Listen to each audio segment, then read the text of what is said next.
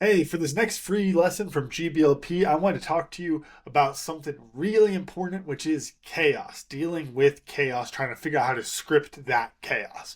All right, life is full of chaos. Life is chaotic, especially as an entrepreneur. There's so many unknown unknowns, the known unknowns, the black swan events, all these different types of things that can just screw up your plans. So it's really important that you understand the chaos element and know how to deal with it inside of your business to help to create some certainty for your team. Because life may be chaotic, but it's your job as a leader to make sure that it's not chaotic for your team. You're dealing with all the unpredictability, you're dealing with all the uncertainty. Your job is to create a path of certainty for your team. So it's a really difficult thing to do, especially because, we can't predict the future. We don't know what's going to happen. Plans are always going to fall apart. And that's the nature of chaos and of unpredictability. So it's really important to understand what chaos is so you can figure out how better to create some of that predictability for your team.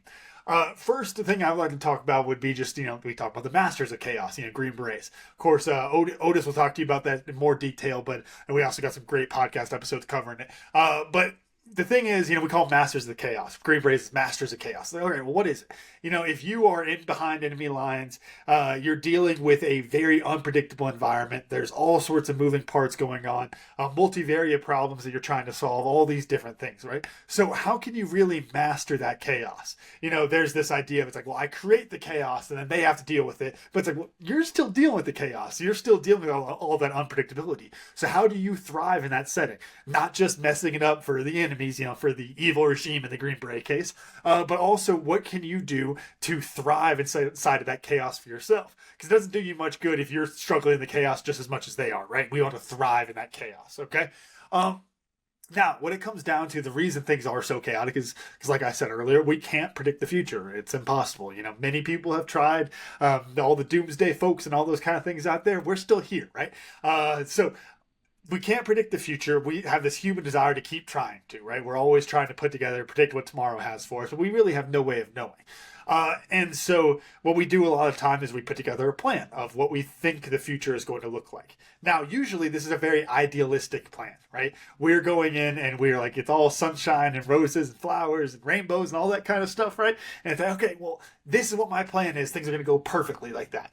Well, what happens is the plan fails, right? Something is going to go wrong, and then all of a sudden that perfect plan is useless because something went wrong in phase one, right? I'll give you the quicker example of it. It's kind of the personal life, self-leadership side of things, right? If you plan out tomorrow perfectly, and you're like, okay, I'm going to get up 5:45, run to the bathroom, working out by 6 a.m., 6 a.m. to 6:30, get a nice workout, go shower, out of the shower by 6:45. We're going to read till 7:15, get 30 minutes of reading. Then I'm going to go wake my daughter up and go sit down and have breakfast as a family. And you go all the way through the day. You can plan it out perfectly, down to the minute of where you're going to spend your day. Now, for those of you who might have tried that before, myself, I've done that before. What happens? Well, things go wrong, right? If you're planning your entire day off of a 5:45 a.m. wake up and you wake up at 6:15, the plan is gone. You got to throw the plan out the window, right? And that's what a lot of us do. So we have these really good plans. We take the time to put these great plans together. And then when the plan, something goes wrong and the plan starts to fall apart a little bit, we just go, oh, well, it's done. And we kind of quit, right? It's like, oh, well, I'll try again tomorrow, right? Oh, well, I guess, that plan just didn't work. So we don't know what we're doing, right? So the question then becomes, how can we plan more effectively for that chaos, for those different interruptions that are bound to happen? Because things always happen, right? There's the, plans fail, Mike Tyson. Everybody's got a plan to get hit in the face. You ask the Green Berets, like Otis still say, no plan survives first contact, right? There's all sorts of things that can go wrong, and that's going to happen. You have to be ready for things to go wrong, right? But you don't know what's going to go wrong. So how can you start to script those pieces of the process? So the first key here is understanding the difference between planning and a plan. Planning is much, much, much more effective. I'll even throw another much, much, much, much more effective than having a plan itself. What do I mean by that? Well, when you go through the planning process, you start to think about all these different contingencies and things that are going to happen. You do some really great mental exercises to figure out what the situation is looking like, to try to come up with those different contingencies, things that could go wrong, do a pre-mortem, those different pieces there, right? So as you go through that, you are opening yourself up to a lot of this chaos and unpredictability as you're building out that plan. But of course, what happens is we kind of throw the plan together and we still hash it out into, again, usually it's pretty idealistic, unfortunately. But the actual plan itself is there. And it's like, okay, well, that plan, if we go, again, taking the morning example, right? We take this plan for my perfect day and I go into tomorrow morning and I sleep in a little bit. Well, now that plan is all jacked up and it's really hard to use that plan. But during that planning process, you've already defined a lot of the different variables that are still at play when it comes to that next day, right? So it's important to take the time to plan, go through the planning process, go into really great detail on it. But then, truthfully, once you're there, throw the plan out. Not completely. You still want to go back and look at it, check on it, those kind of things. But the planning process itself is much more important than the actual plan. Because as you go through, you're able to take those different variables I'm talking about and you're able to script different pieces of the process, right? So if we look at your day, and there's a lot of chaos that can happen in the day, like, and I don't know if this falls under chaos, but I'm going to use it as to continue my example. I sleep in a little bit, right? That's my problem. Sleep in a little bit extra, messes up the whole plan for the day, right? So if my plan as a whole no longer fits because the whole time frame is messed up, everything's screwed up there, well, then throw the plan out, right? And then the plan doesn't work. We got to make a new plan. Now I'm spending 2 hours in the morning writing out a new plan, wasting even more time instead of actually taking action. So instead, what it comes down to is you want to break down those smaller pieces, those variables that we were talking about. As you go through the planning process, you break down what some of those different contingencies are, things that might go wrong, things that might happen. And as you do that, you can go through and define out these different variables, right? So this is where I'm going to switch analogies on you. You know, we love to mix analogies here at 10X Your Team / Tribe and Purpose. Otis and I both love to mix some analogies, but bear with me on this. So, think about yourself. We talk about scripting the chaos. Throw away the Green Beret example, you know, the guerrilla warfare, all that kind of stuff. Throw out the morning example. I want to talk to you about a fight, right? So if you're in a fight, you're a boxer preparing for a fight, right? You can't go out there. You can have a game plan. But like I said, Mike Tyson, you know, everyone has a plan to get punched in the face, right? You can have your game plan, but when you get out there and you start throwing punches and people start punching you, guess what's going to happen? The plan's going to fall apart. You're going to lose that core element of the plan. You're going to fall off track, and then you're going to be playing catch up, right? Seeing the same thing in kind of in the rugby world, right? Where you have this great game plan, things get off a little bit early, and then you spend the whole day trying to get back to the game plan rather than adjusting, right? And so instead of taking the time to just sit there and adjust, what we want to do is script those individual pieces. So you take the fight example, right? I can't tell you exactly at what time in each round you're going to throw which punch. I can't tell you what punches they're going to throw. But we can break down certain aspects of it. For instance, if they're going to throw that left jab coming on this side, I can block and I can throw a counter with my hook. Simple. That is a small piece of the chaos that I can script. Now, that's not a plan. It's something you come up with during the planning process, but it's not a plan. It is just a little bit of that chaos that you have now scripted. If they do X, I am going to do Y, and we will get Z result, right? So what happens then is you're in that fight, and instead of trying to script every little thing where it's 1, 1, 2, 1, 2, da, da, da, da. Sorry, I know I'm just making up numbers, so I'm throwing punches there. You haven't done much boxing except for fitness, but the key to understand there, sorry folks, is that, you know, as you're going through that, you can't script out that entire process, but you can script, if they do this, I will do this.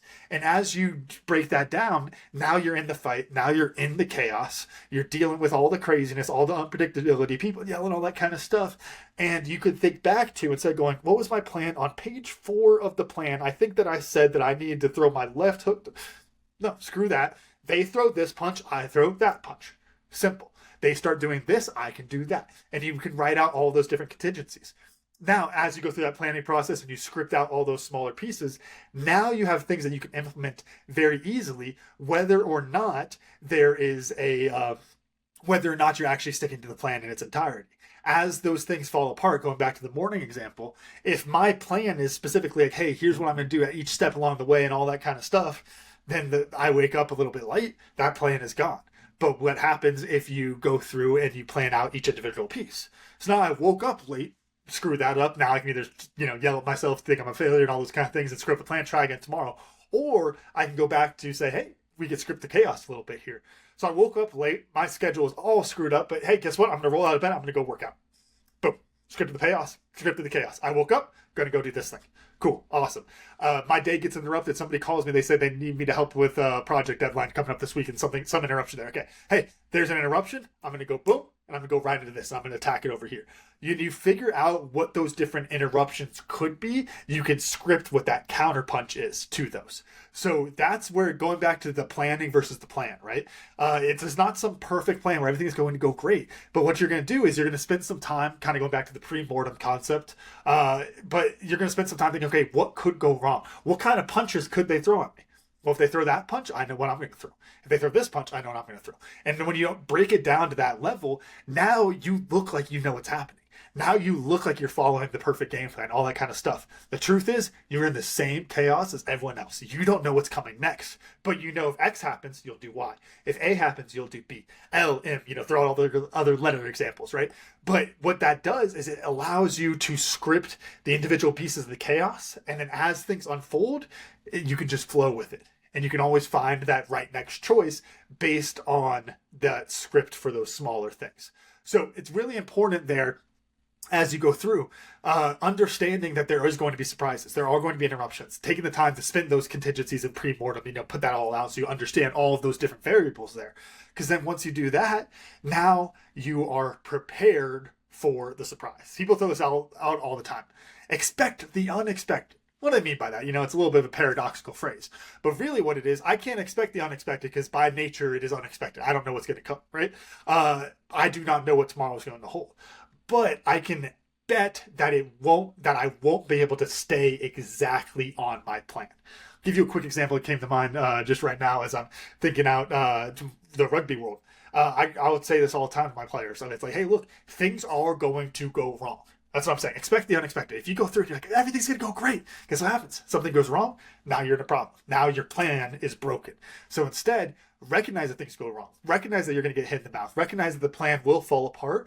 And then because you know that, as soon as the plan does fall apart, you scripted the chaos. You can go right into that next piece. So that's the really key piece there. And then you can implement each one of those tools. Same kind of thing with the morning example, right? You know that as soon as you wake up, you're just going to go work out. Boom. That is your mechanism there to control that chaos a little bit. As you build that out for the rest of your daily routine to deal with all of those different types of interruptions and unexpected variables that might pop up, as you script each one of those different punches, if you will, now you're at a place where you are ready for any punch. And that is the real key there. It's not that it's easy to be a master of chaos and to thrive inside of chaos, but you can make it look easy by having these smaller pieces scripting the little parts of the chaos so that the big picture, it looks like you know what's going on, but in reality, you're just as lost as the person in front of you, except you have these smaller pieces to go off of. You threw the plan out the window. You don't have to deal with that plan. Instead, I can work on these individual pieces here. So that's the big key, going back to scripting the chaos, whether it's inside of your business, inside as a Green Beret, if there's someone out here who's about to go to Q course, call Otis, not me, but whether rugby, boxing, anything there, you have to understand that things are going to go wrong.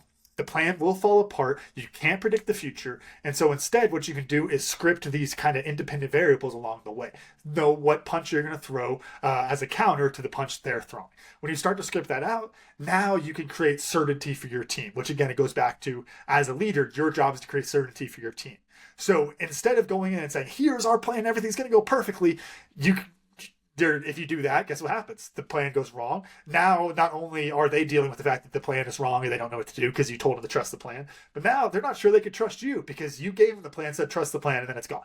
So that's a key issue there. But then more importantly, when you start to give them the way to script the chaos, right? So I go and I say, hey, by the way, if you're on that sales call later, if they say X, you want to say Y. If they say this, you want to say that. And you keep kind of scripting it out like that. They feel certain. They feel like they have a clear path forward. They don't know exactly what it's going to look like, but they know exactly what they're going to be doing along the way. And so that's the key there as a leader, is giving them that certainty, taking all that chaos, all that unpredictability, and still creating a plan of certainty for your team.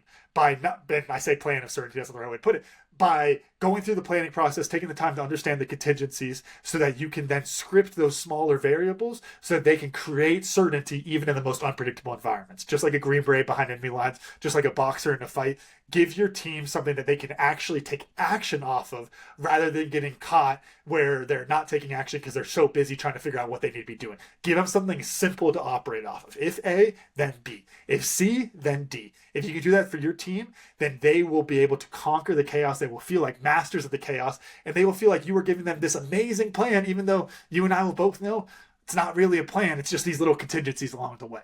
So that's the key there. That is how you script the chaos. And if you want to learn more about scripting the chaos, go to 10xyourteam.net. Check out all of our different free resources on there in the DIY section, as well as our paid coaching programs, GBLP, CEO Jumpstart, and our fractional COO services.